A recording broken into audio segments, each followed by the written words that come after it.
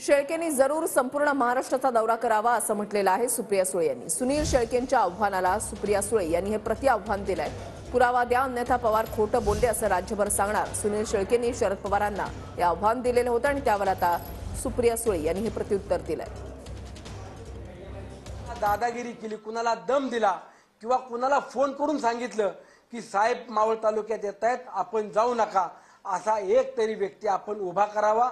अशा एका तरी व्यक्तीने आपल्याला पुराव्याशी माहिती द्यावी, अन्यथा मी संपूर्ण महाराष्ट्रात सांगणार की साहेबांनी मावळ तालुक्यात येऊन माझ्यावरती खोटे आरोप केले।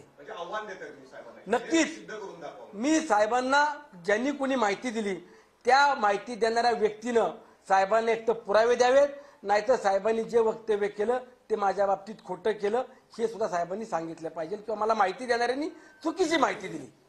जाऊ द्या हो, माझ्या पोटात खूप गोष्टी राहतात आणि मी काय सगळं टीव्हीवर आला समोर चॅनल म्हणून कॅमेरावर बोलत नाही। त्याच्यामुळे माझी सगळ्यांनाच विनम्र विनंती आहे की तुम्ही बोला जरूर, तो तुम्हाला लोकशाहीत अधिकार आहे, पण माझंही पोट खूप मोठं आहे म्हणून मी काही बोलत नाही। माझी विनम्र सुनील शेळकेंना विनंती आहे की आदरणीय पवार साहेब खोटं बोलतायत असं जर त्यांना वाटत असेल तर जरूर त्यांनी संपूर्ण महाराष्ट्राचा दौरा करावा। ही लोकशाही आहे।